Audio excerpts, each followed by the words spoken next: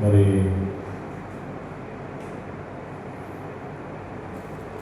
మొదటి 4 వచనాలు మనం అంతా కూడా కలిసి ఈ భాగాన్ని చదువుకుంటాం. నా ప్రాణమా యెహోవాను సన్నతించుము, నా అంతరంగ నా సమస్తమా ఆయన పరిశుద్ధ నామమును సన్నతించుము. నా ప్రాణమా యెహోవాను సన్నతించుము, ఆయన చేసిన ఉపకారములలో దేనిని మరొకము. ఆయన నీ దోషములన్నిటినీ క్షమించువాడు, నీ సంఘటనలన్నింటినీ కుదిర్చువాడు, సమాధిలో నుండి నీ ప్రాణమును విమోచించుచున్నాడు. అలాగే 10, 11 వచనాలు, ఈ 2 వచనాలు కూడా మనం కలిసి చదువుకుంటాము. మన పాపములను బట్టి మనకు ప్రతీకారం చేయలేదు, మన దోషములను బట్టి మనకు ప్రతిఫలం ఇయ్యలేదు. భూమి కంటే ఆకాశం ఎంత ఉన్నతముగా ఉన్నదో ఆయన యందు భయభక్తులు గల వారి వల్ల ఆయన కృప అంత అధికముగా ఉన్నది. చదువుకున్నటువంటి వాక్య భాగం ద్వారా ప్రభు మనందరితో మాట్లాడి ఆయనను ఆరాధించడం కొరకే మనలను ప్రభు సిద్ధపరచడం కాక. ఆమేన్. ఎవరిని చెప్పండి ఆమేన్ అని. మీరు రెస్పాండ్ అవుతూ ఉండాలి. వెంటనే కాదు, మరి అవసరం ఉన్నప్పుడు మాట్లాడాలి, సమాధానం చెప్పాలి, రెస్పాండ్ అవ్వాలి. కాబట్టి ఆ రీతిగా ఉన్నప్పుడు అది సంతోషము కలిగిస్తుంది అన్నమాట. కాబట్టి ఇక్కడ దేవుని యొక్క వాక్యం మనం చూస్తూ ఉన్నాము. అది దావీదు కీర్తనము 103వ కీర్తనలో మరి దావీదు తన యొక్క ప్రాణంతో చెప్పుకుంటూ ఉన్నాడు. ఆయన ఏం చెప్పుకుంటూ ఉన్నాడు అనే విషయాన్ని మనం గమనించినప్పుడు, నా ప్రాణమా యెహోవాను సన్నతించుము. కారణం ఏంటన్నమాట, ఆ కారణాన్ని దావీదు ఎరిగినటువంటి వాడిగా కనపడతా ఉన్నాడు. తన యొక్క ప్రాణంతో మాట్లాడుతూ ఉన్నాడు. దేవుని యొక్క వాక్యంలో మరి కీర్తన 40 తన యొక్క ప్రాణం ఎక్కడ ఉందన్నమాట. కీర్తన గ్రంథము 40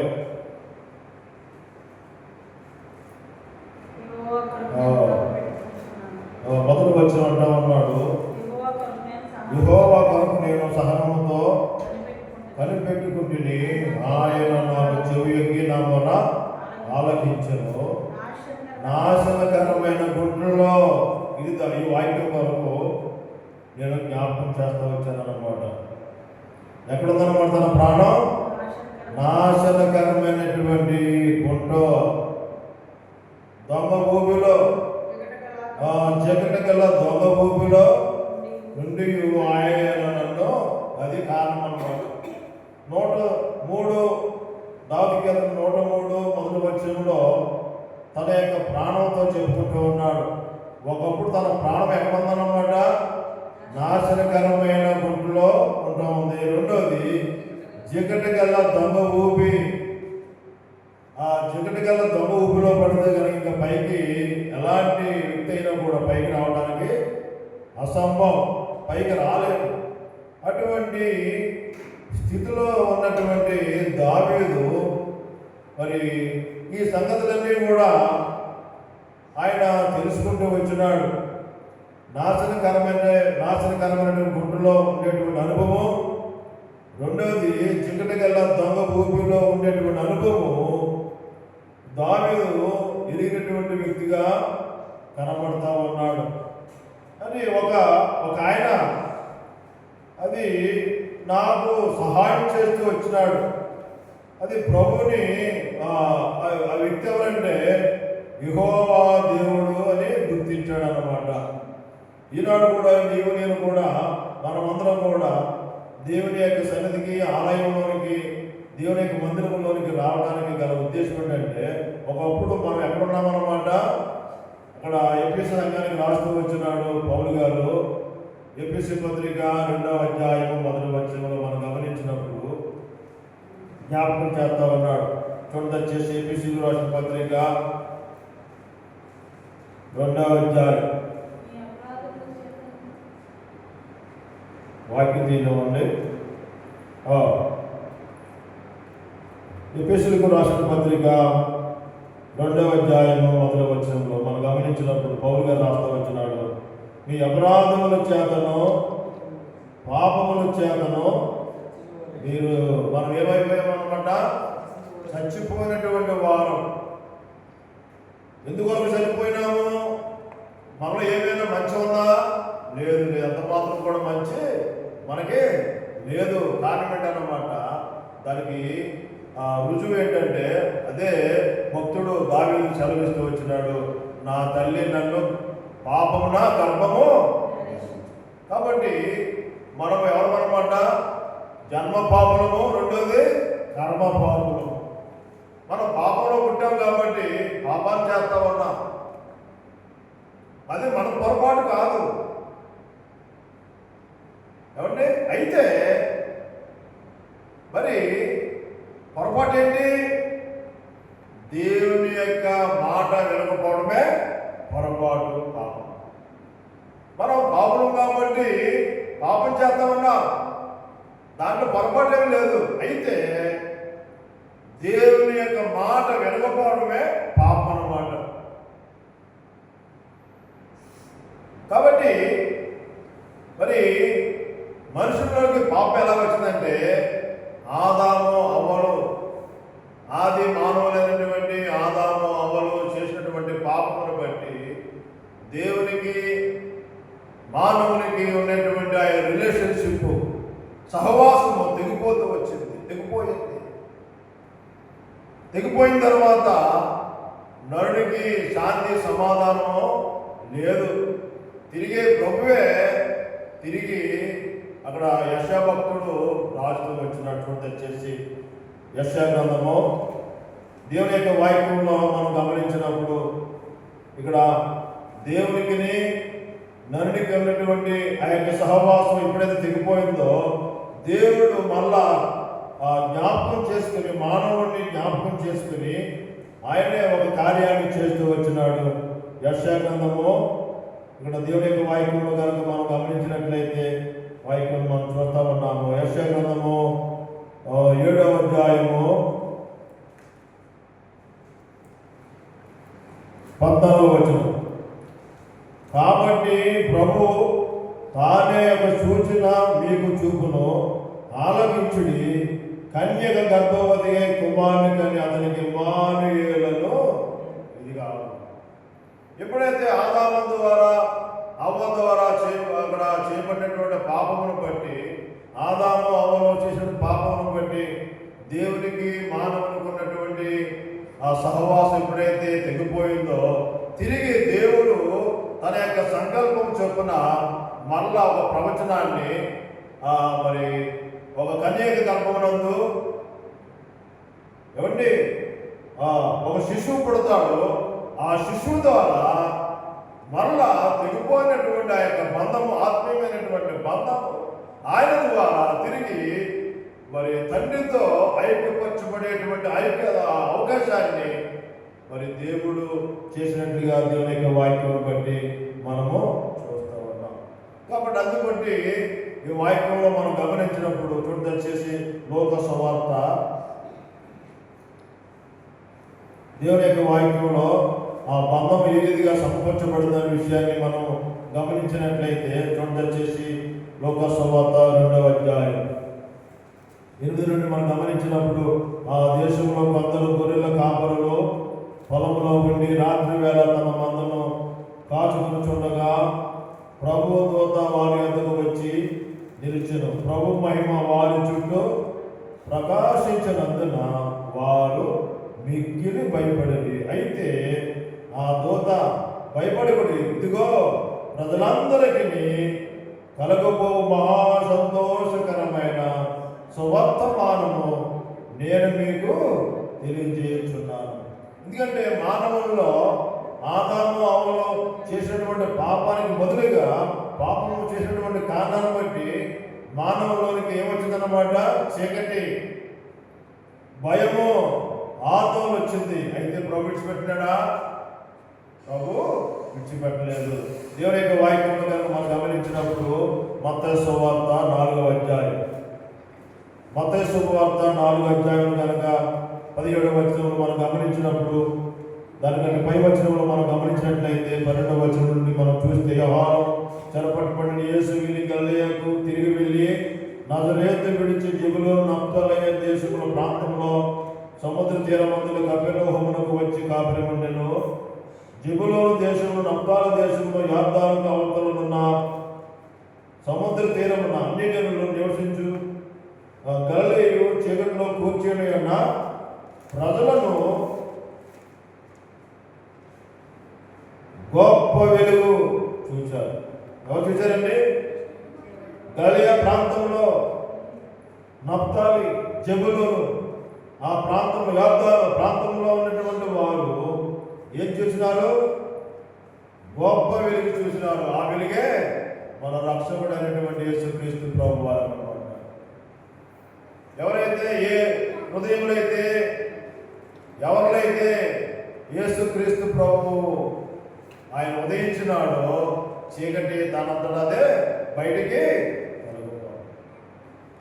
కాబట్టి ఆదాము అవ్వ ద్వారా వచ్చినటువంటి ఆ యొక్క చీకటి, ఆత్మీయమైనటువంటి చీకటి అంధకారము తిరిగి కడమ మానవుడైనటువంటి యేసుక్రీస్తు ప్రభు ద్వారా తిరిగి ఆ రక్షణ కార్యాన్ని మరి ప్రభువు సమకూర్చినట్లుగా దేవుని యొక్క వాక్యంలో మనం చూస్తూ ఉన్నాం. కాబట్టి ఇక్కడ లోక సువార్త 2వ అధ్యాయంలో మనం గమనించినప్పుడు చూస్తూ ఉన్నాము 10వ వచనంలో, అయితే ఆ దూత భయపడుకుని ఇదిగో ప్రజలందరికీ కలుగుబోవు మహా సంతోషకరమైన సువార్తమానం. కాబట్టి దేవుని యొక్క వాక్యం మనం గమనించినప్పుడు రోమాపత్రిక 8వ అధ్యాయం 1వ వచనం అండి. రోమాపత్రిక 8వ అధ్యాయము 1వ వచనం.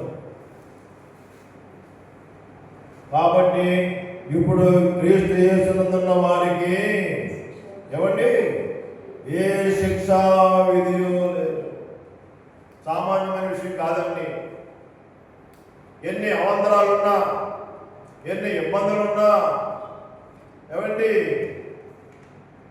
అయితే ఏ ఇబ్బంది కూడా దేవుని యొక్క బిడ్డను శిక్షించేటువంటి అవకాశము ఉండదు. ఏ శిక్ష కూడా మరి ఏలదు. వాక్యం మనం చూస్తూ ఉన్నాము.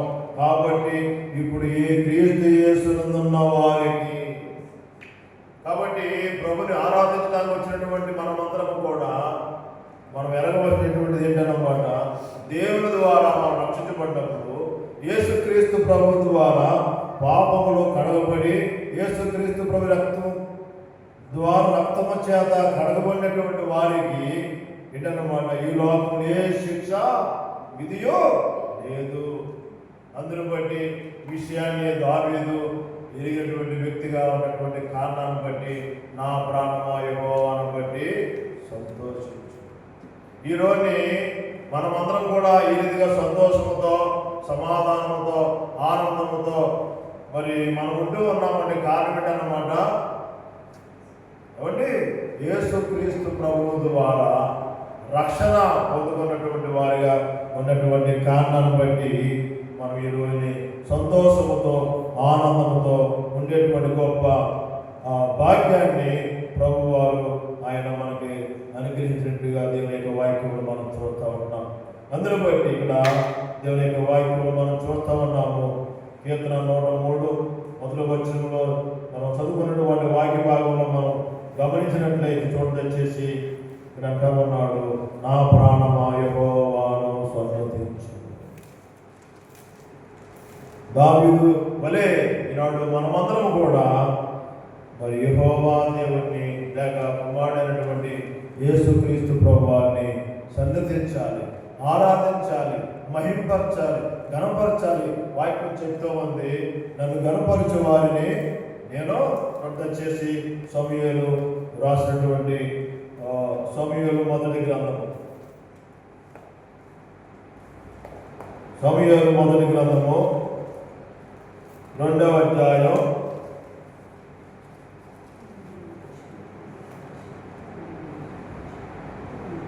30వ వచనం లాస్ట్లో రాయబడింది, నన్ను గణపరిచే వారిని నేను గణపరచుతున్నాను, నన్ను తృణీకరించువారు తృణీకారం పొందుతారు. కాబట్టి ఇక్కడ వాక్యంలో రాయబడింది నన్ను గణపరచువారు.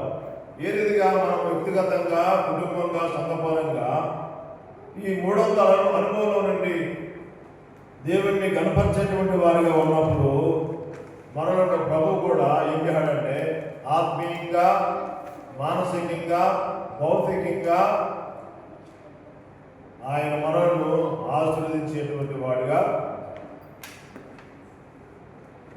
ఆయన్ని గణపరచకుండా, ఆయన ఆరాధించకుండా ఉంటే కలిగేటువంటి నష్టం ఏంటన్నమాట. ఇక్కడంటే వాక్యం రాబడి నన్ను తృణీకరించేవాడు తృణీకారం. సొసైటీలో ఏ గౌరవం ఉండదో అర్థమైందండి. దేవుణ్ణి ఆరాధించకుండా, దేవుణ్ణి పూజించకుండా, దేవుని మహింపరచకుండా, దేవుని సాగులు పడకుండా ఉంటే కలిగేటువంటి నష్టం ఏంటన్నమాట. సొసైటీలో మనకేముంటుంది, తృణీకారం, గౌరవం ఉండదు.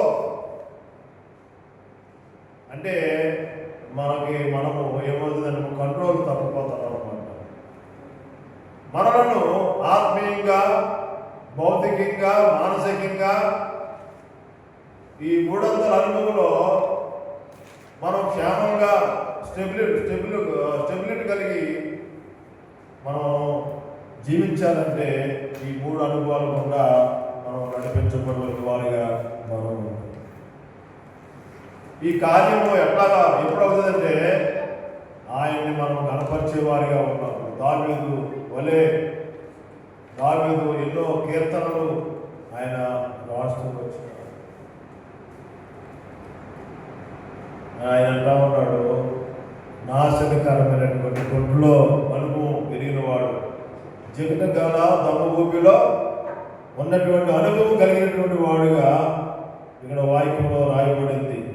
అందుని బట్టి తన యొక్క ప్రాణంతో చెప్పుకుంటాడు, నా ప్రాణమా యెహోవాను సన్నిధించుము. ఒకప్పుడు నేను ఊపిలో ఉన్నాను, ఒకప్పుడు నేను పాపంలో ఉన్నాను, ఒకప్పుడు దొంగ ఊపిలో ఉన్నాను. అయితే ఆయన నన్ను పైకెత్తిన విజయ ఎంత ప్రేమ దేవునికి నరుడి మీద ఉన్నటువంటి ప్రేమ ఎట్లాంటిదంటే దావీదు రాసినాడు, ఆయన నన్ను పైకెత్తినాడు. అర్థమైందండి. మనుషులైతే ఏం చేస్తారు చెప్పండి? మనుషులు ఏం చేస్తారు? కిందకు తొక్కేస్తారు అన్నమాట. కిందకు తొక్కేస్తారు, మనల్ని అంచేస్తారు. అయితే దేవుని యొక్క ప్రేమ గురించి, దేవుని యొక్క కార్యం గురించి దావీదు కూడా జ్ఞాపకం చేస్తామన్నాడు. ఆయన నన్ను పైకెత్తాడు. ప్రభుని ఆరాధించేవారుగా మనం ఉన్నామంటే ఈనాడు నన్ను మిమ్మల్ని ఆయన ఏం చేసినాడు? పైకెత్తినాడు, పైకి లేకున్నాడు. అంత మాత్రం కాదు, కిందకు మనం గమనించినప్పుడు నా పాదములు బండ మీద నిలిపి నా అడుగులు స్థిరపరచు. దేవుని యొక్క సహాయం ద్వారా ఈ దావీదు రాసినటువంటి కీర్తనలో దేవుని యొక్క సహాయం ద్వారా ఆయన యొక్క పాదములు బండ మీద, ఆ బండకు చెప్పండి యేసుక్రీస్తు ప్రభువారు.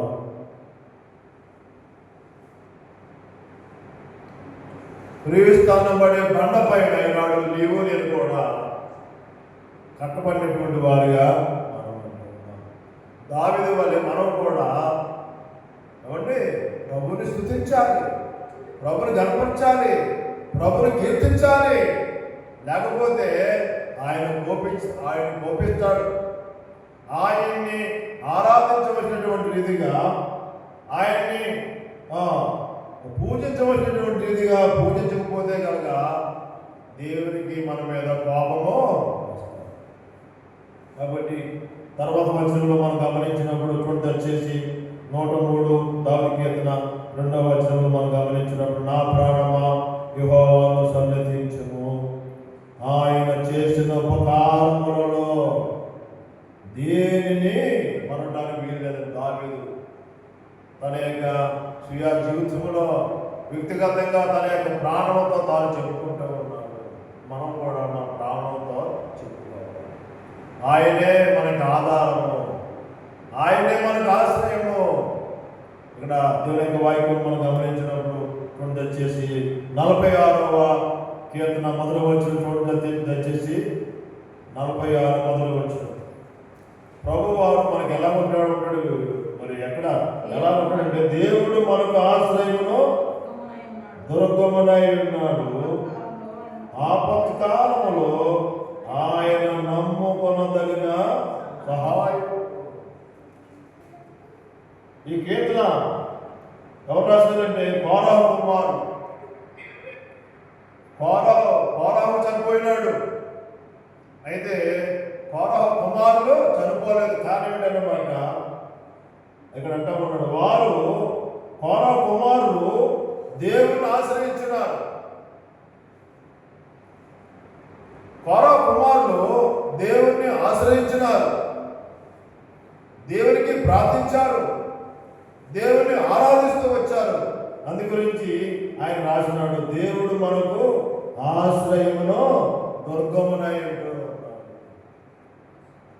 రెండు మాటలు ఇక్కడ మనకు కనపడుతూ ఉన్నాయి, ఆశ్రయము, రెండోది దుర్గం. శత్రువు ఏమైనా దాడి చేయాలంటే మధ్యలో దుర్గం ఉంటారు. ఆ దుర్గము దాటి రాలేడు శత్రువు. అంతగా దేవుని యొక్క కాపుదల మనకు ఉంటా ఉంది. రెండవది మనం గమనించినప్పుడు పౌరవమ్మాలు ఏం రాస్తున్నారు ఈ వాక్యంలో, ఈ కీర్తనలో, ఆపత్కాలంలో వారి యొక్క ఆత్మీయ జీవితాల్లో ఎన్నో ఆపదలు, వారి యొక్క పేరెంట్స్ కోరాహు చనిపోయినాడు, కోరాహు కుమారులు చనిపోలేదు. కారణం ఏంటి అన్నమాట, కారణం ఏంటి, కోరాహు కుమారులు దేవుణ్ణి ఆశ్రయించారు, దేవుని నమ్ముకున్నారు. అలానే మన యొక్క జీవితాలు, ఆత్మీయ జీవితంలో కూడా దేవుణ్ణి ఆశ్రయించే వారిగా మనం ఉన్నప్పుడు దేవుడు మనకు కూడా ఆశ్రయము దుర్గమునై ఉంటాడు. వాక్యం చెప్తా ఉంది, 118 అంటా ఉన్నాడు, మనుషులు నమ్ముకోవడం కంటే కొంచెం వచ్చేసి చక్కటి మాట, మనుషులను నమ్ముకున్నటి కంటే యెహోవాని. మనం ఎవరిని ఆశ్రయించాలంటే వాక్యం చెప్తా ఉంది, మనుషులను నమ్ముకున్నటి కంటే మనం ఏం చేస్తామంటే మనుషులు నమ్ముకుంటా, రాజులు నమ్ముకుంటా. ఈ కీర్తన కూడా ఎవరు రాస్తారు చెప్పండి? ఈ కీర్తన దావీదు రాసినాడు. ఏమని రాసినాడు? మనుషులు నమ్ముకున్నటి కంటే యెహోవాను ఆశ్రయించుట మేలు. మనం ఏం చేస్తామండి? మనుషులు నమ్ముకుంటా, కొన్ని సందర్భంలో డబ్బులు నమ్ముకుంటా, కొన్ని సందర్భంలో ఆస్తులు నమ్ముకుంటా, కొన్ని సందర్భంలో అధికారులు నమ్ముకుంటా. లేదు, ఎవరి మీద ఎవరు నమ్ముకోవాలి మనం? యెహోవాను ఆశ్రయించుట మేలు.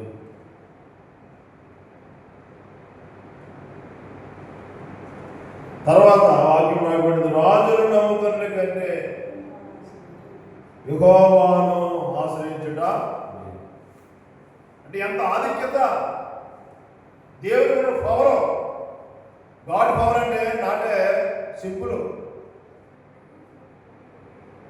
లోకంలో ఉన్నటువంటి, భూమండలంలో ఉన్నటువంటి శక్తుల కంటే మించినటువంటి శక్తి అంటే ఏంటంటే దేవుడి శక్తి. పునరుద్ధాన శక్తి.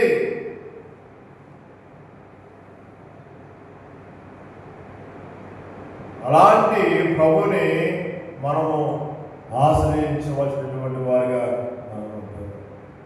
దావీదు జ్ఞాపకం చేస్తూ ఉన్నాడు.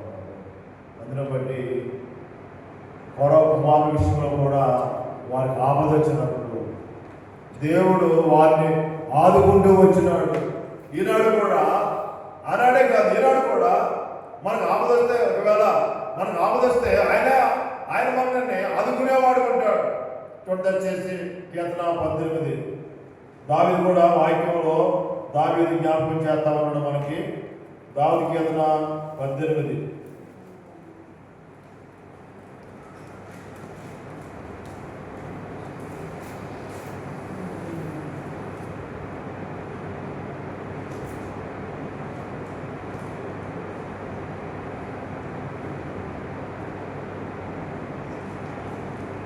పద్దెనిమిది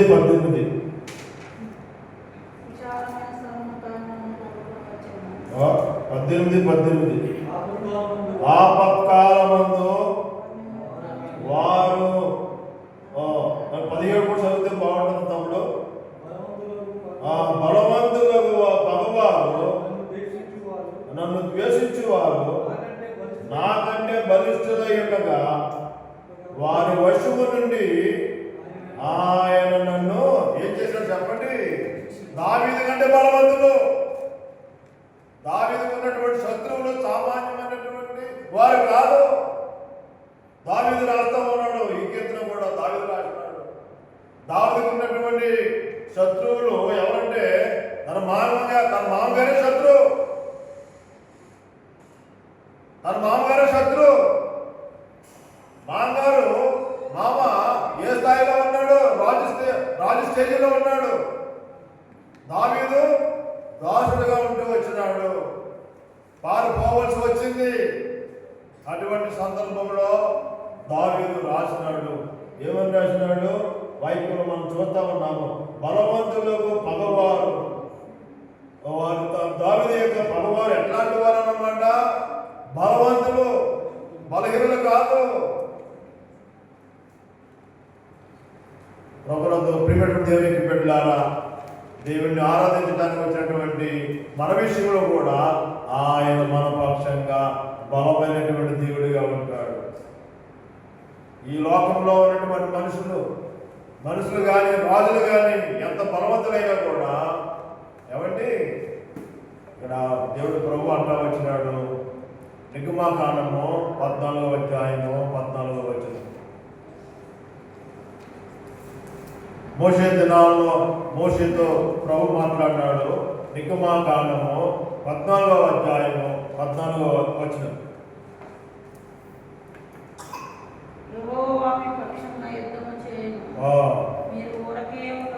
చూసారండి, ఇక్కడ ఏమంటా ఉన్నాడు దేవుడు? యెహోవా మీ పక్షంగా. మనం ప్రయాసపడవలసిన అవసరం లేదు. అయితే మనం ఏం చేయాలి? ఏమండి, సామెతల గ్రంథం మనం చేసిన పని ఏంటి? సామెతల గ్రంథం 3వ అధ్యాయం మనం చేసేటువంటి పని. వాక్యం ఏమేమి మాట్లాడుతూ ఉంది?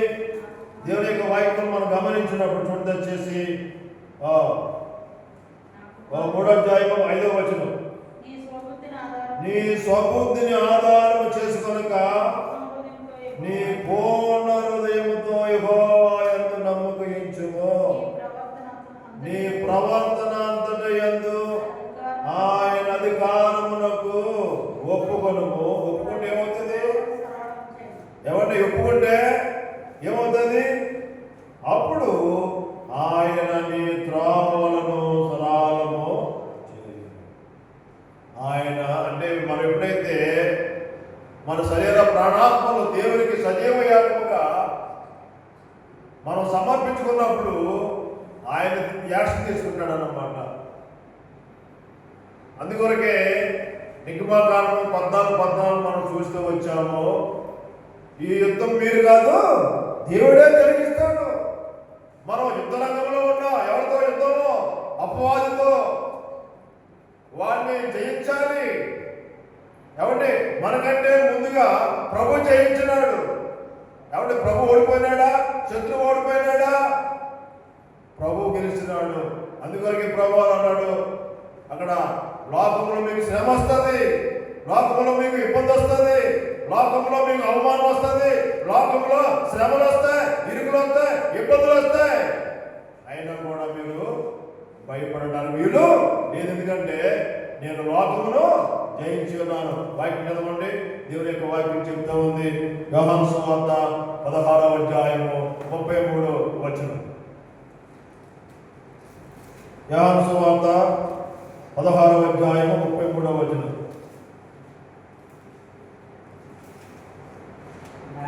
నా యందు మీకు సమాధానం కలుగునట్లు ఈ మాటలు మీతో చెప్పుచున్నాను. లోకములో మీకు శ్రమ కలుగును, అయినను ఏం తెచ్చుకోవాలి? మనము ధైర్యం తెచ్చుకోవాలి. ఎట్లా వస్తుంది మన ధైర్యం? ఎవరు ఉంటే వస్తుందా? ప్రభు యొక్క పాదాలను పట్టుకోవాలి. ఏమండి? ప్రభు యొక్క పాదాలే మరి ఏం చేయాలి చెప్పండి? పాదాలు పట్టుకోవాలి. లోక సువార్త 10వ అధ్యాయం. లోక సువార్త 10వ అధ్యాయం. మనం ఆరాధనలో ప్రవేశిద్దాము. లోక సువార్త 10వ అధ్యాయము. దేవుని యొక్క వాక్యం మనం గమనించినప్పుడు ఇక్కడ మనం గమనించినట్లయితే చూడండి, వచ్చేసి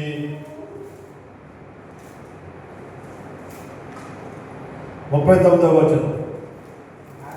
ఆమెకు మరియా అను సహోదరులను ఈమె యేసు పాదముల యొద్ద ఎక్కడికి వచ్చిందండి? యేసు పాదముల యొద్ద దేవుని ఆరాధించడానికి, ప్రభుని స్తుతించడానికి వచ్చినటువంటి నీవు నేను కూడా ఎక్కడ కూర్చుంటూ ఉన్నామో? ఏమండి? టీవీ దగ్గర కూర్చుంటూ ఉన్నామా? ఫోన్ దగ్గర కూర్చుంటూ ఉన్నామా? మనం పరిశీలన చేసుకోవాలి. ఏమండి? ఏం చేసుకోవాలి? మనం పరిశీలన చేసుకోవాలి. దేవుని బిడ్డలంగా ఇవన్నీ కూడా సాధనాలు ఉన్నాయి, పరికరాలు ఉన్నాయి, తప్పవు. అయితే అవి ఎంతవరకు అయితే ఉపయోగించుకోవాలో అంతవరకే ఉపయోగించుకోవాలి. అర్థమైందండి? టీవీ కానీ, ఏమంటే సెల్ ఫోన్ కానీ, ఇవన్నీ కూడా అవసరమైనటువంటి పరికరాలు.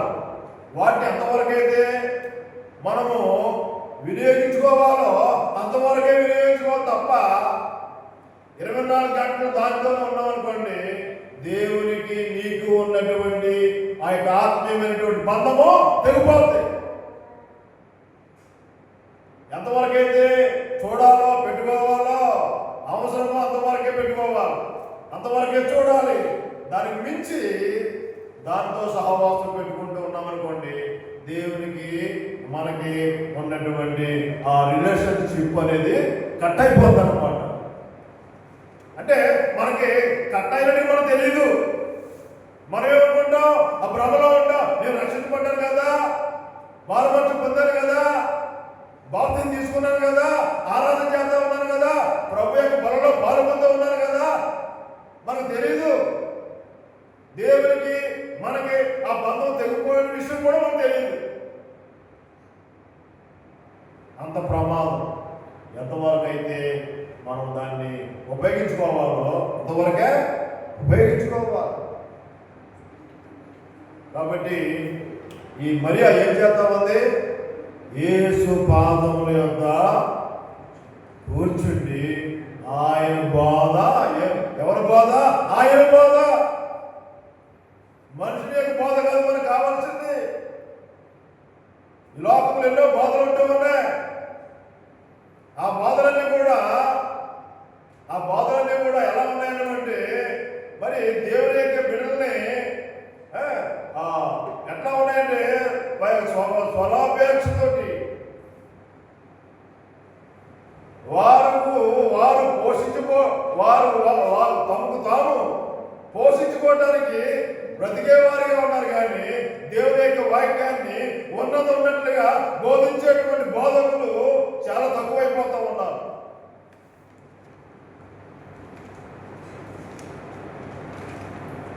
కాబట్టి మరియా ఉత్తమమైనటువంటి ప్రభు వారు సాక్ష్యం ఇచ్చినాడు. మనం ఆరాధనలో ప్రవేశిద్దాము. దేవుని యొక్క వాక్యం మనం చూస్తూ ఉన్నాము. చివరిగా వాక్యం మనం చూస్తే 41. అందుకు ప్రభు, మార్తా మార్తా, నీవు అనేకమైన పనులను. ఆ మార్త దేని గురించి ఆలోచిస్తా ఉన్నాడు? కుటుంబంలో ఉన్న అక్కర్ల గురించి, కుటుంబంలో ఉన్నటువంటి అవసరాల గురించి, కుటుంబంలో ఉన్నటువంటి సంసారంలో ఉన్నటువంటి లోటుపాట్ల గురించి ఆలోచిస్తుంది తప్ప దేవుని గురించి ఆలోచించడం లేదు. దేవుని యొక్క వాక్యం గురించి ఆలోచించడం లేదు.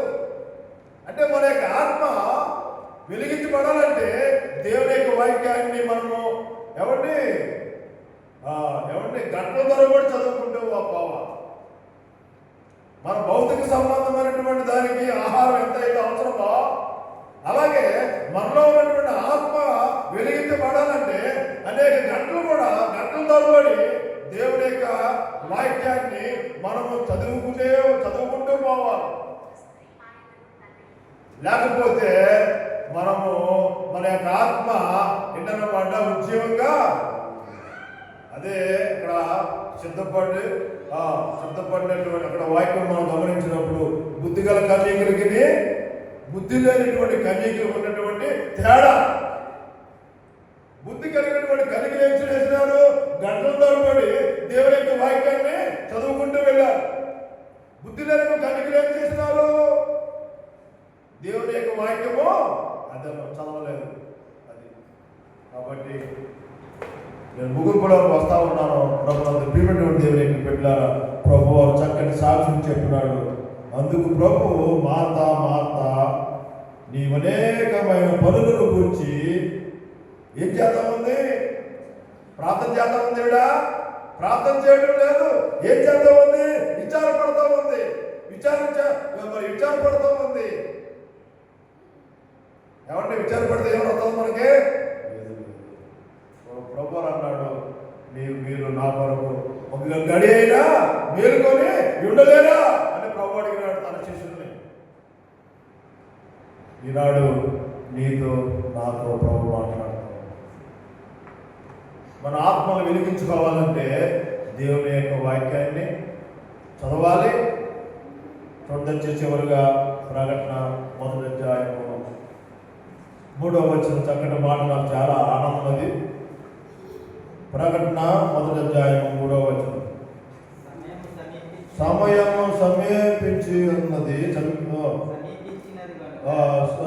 సమయము సమీపించింది కనుక ఈ ప్రవచన వాక్యములు ఎవరన్నమాట చదువువాడును వాటిని విని ఎవరిని ఇందులో రాయబడిన సంగతులను అదనమాట. సరే, మనము ఆరాధన మనకి ఎక్కువ రాగలిగినటువంటి నేను కానీ మీరు కానీ మరి వేటికి ప్రాధాన్యత మనం ఇస్తా ఉన్నాము? ఈ లోకంలో జరిగేటువంటి సంగతులకి మనం సమయాన్ని కేటాయిస్తా ఉన్నామా? దేవుని యొక్క వాక్యం చదువుకోవడానికి సమయం కేటాయిస్తా ఉన్నామా అనేటువంటిది పరిశీలన చేసుకోవాల్సినటువంటి వారిగా మనము దేవుని యొక్క వాక్యాన్ని చదవాలి. రెండోది దేవుని యొక్క వాక్యాన్ని వినాలి. మూడోది ఇందులో రాయబడిన సంగతులను గ్రహించేటువంటి వారు ధన్యులు. కాబట్టి అతి ధన్యకరమైనటువంటి విధానంలోకి ఈనాడు వాళ్ళందరూ కూడా మరి తీసుకురావాలనేటువంటి కోరిక కలిగినటువంటి వాడుగా ఆయన ఉంటుండగా మనము వాక్యాన్ని బట్టి పరిశీలన చేసుకుని మన వాక్య వెలుగులో మనం పరిశీలన చేసుకుని ప్రభువారిని మరి ఆత్మతో సత్యంతో ఆరాధించి కనపరుచుకున్నాము. ఆ రీతిగా ప్రభు మనకి సహాయం చేయను కనుక